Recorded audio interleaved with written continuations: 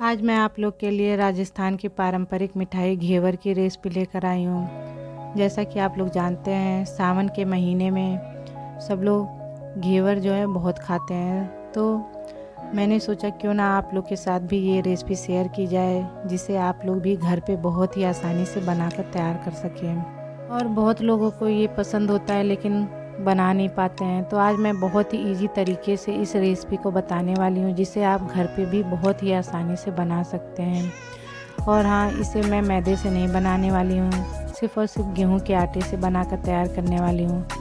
बहुत ही हेल्दी तरीके से मैं इस रेसिपी को बनाने वाली हूँ। एक बार अगर आप इस तरीके से बना लेंगे तो आपको बहुत ज़्यादा पसंद आएगा। जैसा कि आप लोग जानते हैं, त्यौहार आने वाले हैं, रक्षाबंधन, हरियाली तीज, इसमें सब लोग खूब पसंद करते हैं इसको खाना। तो चलिए इस रेसिपी को बनाना शुरू करते हैं। तो हेलो फ्रेंड, मैं हूं मनु, आपका स्वागत है आपके होम किचन विद मनु में। तो इस रेसिपी को बनाने के लिए सबसे पहले हम लेंगे 1 कटोरी गेहूं का आटा। आप देख सकते हैं यहाँ पे मैंने 1 कटोरी गेहूं का आटा लिया है। साथ में 1 बड़ा चम्मच लेंगे मैदा और 1 बड़ा चम्मच बेसन। सारी चीज़ों को बिल्कुल अच्छे से चाल लेना है, जिससे जो भी बड़े पार्ट्स होंगे वो निकल जाएंगे। तो यहाँ पे आप देख सकते हैं, इसे मैंने बिल्कुल अच्छे से चाल दिया है। अब हम इसे साइड में रख देते हैं। तो यहाँ पे मैं ले रही हूँ 4 बड़ा चम्मच घी। इस रेसिपी को बनाने के लिए आप घी का ज़रूर से यूज़ करें। ये घी में ही बनता है, बिना घी का ये जो है बनकर तैयार नहीं होगा। इसलिए इसे बनाने के लिए मैंने यहाँ पे 4 बड़ा चम्मच घी लिया है। ये 4 बड़े चम्मच में ही बनकर तैयार हो जाता है। तो यहाँ पे मैंने 4 बड़ा चम्मच घी ले लिया है। अब हम इसे हल्का सा, बहुत ही हल्का सा गर्म करेंगे। बहुत ज़्यादा गर्म करने की ज़रूरत नहीं है, बिल्कुल हल्का सा ही गर्म करना है। तो ये बिल्कुल हल्का गर्म हो चुका है। अब हम इसे एक बड़े से परात में डाल देंगे। साथ में हमने यहाँ पे 4 आइस क्यूब लिए हैं और इसको भी डालकर बिल्कुल इसी तरीके से हाथों से मसलते हुए इसे बिल्कुल बटर के रूप में तैयार कर लेना है। तो आप देख सकते हैं ये जो है बिल्कुल बटर के रूप में तैयार हो गया है। जो आइस क्यूब है उसको हम निकाल देंगे, साथ में जो भी एक्स्ट्रा पानी है उसको भी निकाल देंगे।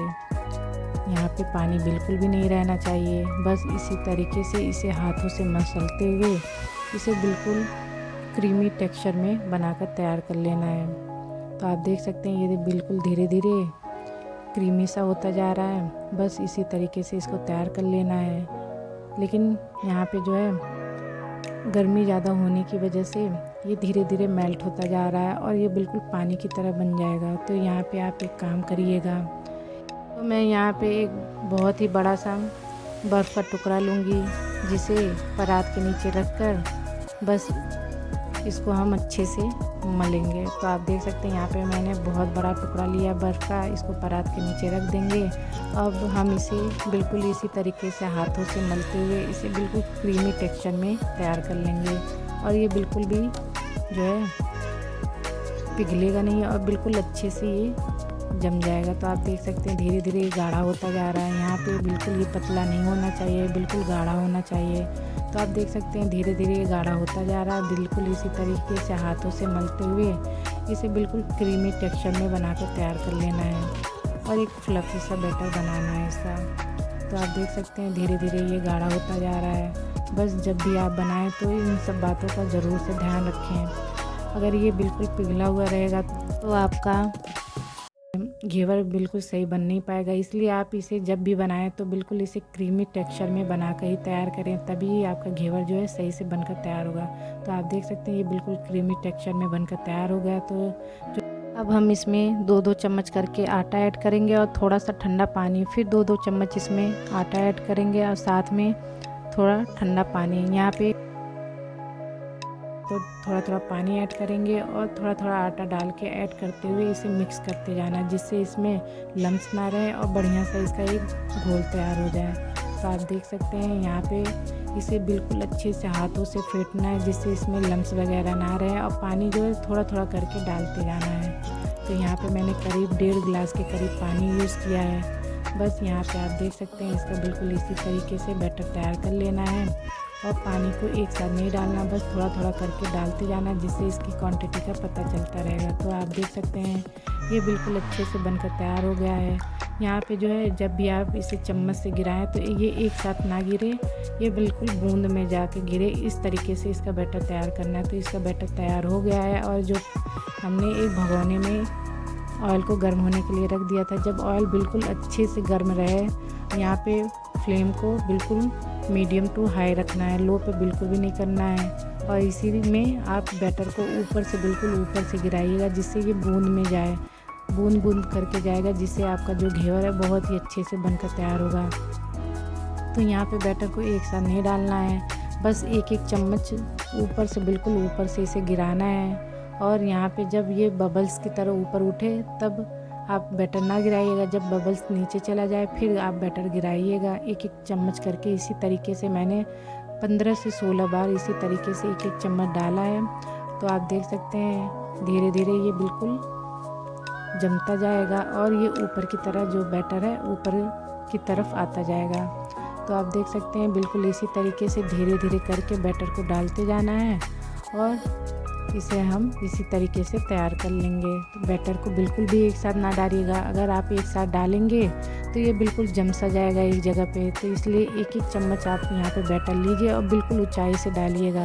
और जब बबल्स ऊपर रहें तो आप बिल्कुल ना डालिएगा, जब बबल्स ख़त्म हो जाए तो उसके बाद ही आप बैटर को डालिएगा। तो यहाँ पे आप देख सकते हैं यहाँ पे मैंने इसे बिल्कुल अच्छे से डाल दिया है। बस थोड़ी देर इसी तरीके से हाई फ्लेम पे पकने देंगे, जब इसका एक बढ़िया सा कलर आ जाएगा तब हम इसे निकाल लेंगे। तो आप देख सकते हैं इसे मैंने इसी तरीके से पकने दिया है और इसे कम से कम 5 से 6 मिनट के लिए इसी तरीके से पकने देना है। ये बहुत जल्दी हो जाता है, बिल्कुल भी समय नहीं लगता है। बस यहाँ पे इसी तरीके से इसको पकने देंगे और यहाँ चाकू से हम इसके साइड्स को छुड़ा देंगे जिससे ये निकालने में बिल्कुल भी दिक्कत ना हो। पतले से स्टिक से ही इसे निकालें जिससे ये आसानी से निकल जाएगा। तो यहाँ पे मैंने एक पतला सा स्टिक लिया है और बीच में हल्का सा इसी तरीके से करते हुए ये बहुत ही आसानी से निकल जाता है। बस हल्का सा आप जो है चाकू से इसके साइड्स के पार्ट्स को भी छुड़ा दीजिएगा जिससे ये निकलने में बिल्कुल भी दिक्कत नहीं होगा, बहुत ही आराम से निकल जाएगा। तो आप देख सकते हैं ये बिल्कुल आराम से निकल गया है और घेवर भी देखिए बहुत ही अच्छे से बनकर तैयार हुआ है। बस इसी तरीके से हम और भी घेवर को बना लेंगे। आप देख सकते हैं बहुत ही ईजी प्रोसेस है, बहुत ही आराम से आप इस घेवर को बनाकर तैयार कर सकते हैं। बस यहाँ पे बैटर को जो एक एक चम्मच लेकर ऊपर से बिल्कुल ऊंचाई से गिराइए और ये अपने आप ही जो है फैलता जाएगा। बस इसी तरीके से बैटर को ऊपर से गिराते जाना है और ये अपने आप ही फैलता जाएगा और एक बढ़िया शेप ले लेगा। बस यहाँ पे आपको बस यही काम करना है, बहुत ईजी प्रोसेस है, बहुत ही आराम से हो जाता है।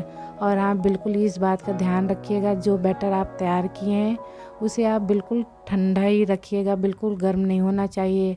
अगर वो गर्म हो रहा है तो इसके नीचे आप बर्फ़ रख दीजिएगा जिससे आपका बैटर जो है बिल्कुल ठंडा रहे। तो आप देख सकते हैं ये भी जो घेवर है बनकर तैयार हो गया है और आप देखिए बहुत ही आराम से बनकर तैयार हो जाता है, बिल्कुल भी समय नहीं लगता है। तो इसको भी हम निकाल लेते हैं और इसका कलर भी देखिए बहुत ही अच्छा बनकर आया है।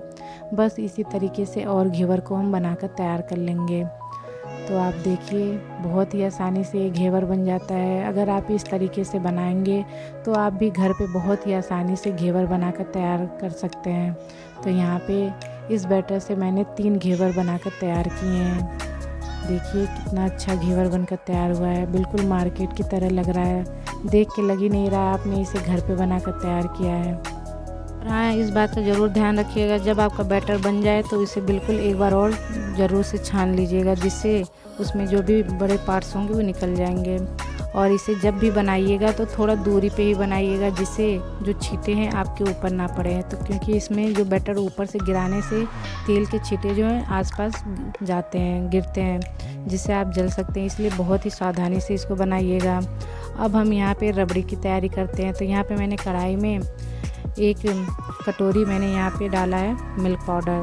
तो यहाँ पे मैं तुरंत इस रबड़ी को बनाने वाली हूँ, इसलिए मैंने यहाँ पे मिल्क पाउडर का यूज़ किया है। साथ में मैंने यहाँ पे 1 गिलास दूध लिया है, फुल फैट दूध का ही यूज़ कीजिएगा। तो मैंने यहाँ पे 1 गिलास दूध लिया है और डायरेक्ट उसको डाल देना है कढ़ाई में और दोनों को अच्छे से मिक्स कर लेना है। जब ये बिल्कुल अच्छे से मिक्स हो जाएगा तब हम इसमें कलर के लिए केसर के कुछ धागे डालेंगे, जिससे इसका एक बढ़िया कलर बनकर आएगा। और फ्लेवर के लिए मैंने इलायची दाने का यूज़ किया है, जिसे मैंने 2 इलायची को अच्छे से कूट कर इसमें डाल दिया है। बस सारी चीज़ों को बिल्कुल अच्छे से इसी तरीके से चलाते हुए गाढ़ा होने तक पकाना है। तो यहाँ पे बस इसी तरीके से आप इसे छुड़ाते जाइए साइड्स के पार्ट्स को और चलाते रहिए और ये हल्का सा इसे गाढ़ा करना है। तो यहाँ पे मैं मीठे के लिए डायरेक्ट चीनी का यूज़ कर रही हूँ। तो यहाँ पे मैं इसमें जो है घेवर पे चाशनी बिल्कुल भी नहीं डालने वाली हूँ, इसलिए मैं यहाँ पे जो रबड़ी तैयार कर रही हूँ उसी में मैं चीनी का यूज़ कर रही हूँ। बस इसमें चीनी आप अपने अकॉर्डिंग कम ज़्यादा कर सकते हैं। बस इसे अच्छे से मिक्स करते हुए रबड़ी के फॉर्म में तैयार कर लेना है। तो आप देख सकते हैं धीरे धीरे ये गाढ़ा होता जा रहा है। बस थोड़ी देर इसे इसी तरीके से चलाते हुए और हम पका लेंगे और बिल्कुल रबड़ी के रूप में इसे हम तैयार कर लेंगे। आप देख सकते हैं बहुत ही आराम से, बहुत ही ईजी प्रोसेस है। आप घर में इस मिठाई को बनाकर तैयार कर सकते हैं। बाहर जो है आपको बाहर से लाने की ज़रूरत भी नहीं पड़ेगी और बाहर जो है महंगा भी मिलता है। आप बहुत ही कम सामानों में बहुत ही सस्ते में आप घर में इसे बनाकर तैयार कर सकते हैं। तो आप देख सकते हैं ये धीरे धीरे गाढ़ा होता जा रहा है। बस अब हम इसे थोड़ा देर ठंडा होने के लिए रख देंगे। ठंडा होने के बाद ये बिल्कुल अच्छे से गाढ़ा हो जाता है। तो ये बिल्कुल अच्छे से गाढ़ा हो जाएगा, इसलिए आप इसे यहाँ पे गैस की फ्लेम को ऑफ कर दीजिए और इसे ठंडा होने के लिए रख दीजिए। तो यहाँ पे मैं इसे बिल्कुल साइड्स के पास को छुड़ा के इसे अब हम ठंडा होने के लिए रख देंगे। तो यहाँ पे आप देख सकते हैं यहाँ पे जो है घेवर बिल्कुल बनकर रेडी हो गए हैं। अब हम इसके ऊपर जो रबड़ी तैयार किए उसको लगाएंगे, जिससे ये और भी खाने में टेस्टी लगेगा। तो यहाँ पे जो स्वाद आएगा वो रबड़ी की वजह से ही आएगा। अगर आप इसके ऊपर चाशनी डालना चाहते हैं तो आप इसके ऊपर चाशनी भी डाल सकते हैं। तो यहाँ पे मैं चाशनी का बिल्कुल भी यूज़ नहीं कर रही हूँ। बस आप इस तरीके से रबड़ी बनाकर इसके ऊपर लगा दीजिए, बहुत ज़्यादा टेस्टी लगता है ये खाने में। बस यहाँ पे रबड़ी को अच्छे से लगा देना। आपको जितना खाना है उतने में ही आप इसको रबड़ी लगाइए, पूरे पे लगाने की ज़रूरत नहीं है और स्टोर करके रख दीजिए और जब खाना हो उसके ऊपर आप लगा सकते हैं। तो यहाँ पे मैं रबड़ी लगाने के बाद इसके ऊपर कुछ बारीक कटे हुए बादाम है, इसके ऊपर डाल देंगे। आप देखिए बहुत ही अच्छे से जो है हमारा घेवर बनकर तैयार हो गया है। आप देख सकते हैं बहुत ही हेल्दी तरीके से मैंने इसे बनाया है, बिना मैदा यूज़ किए।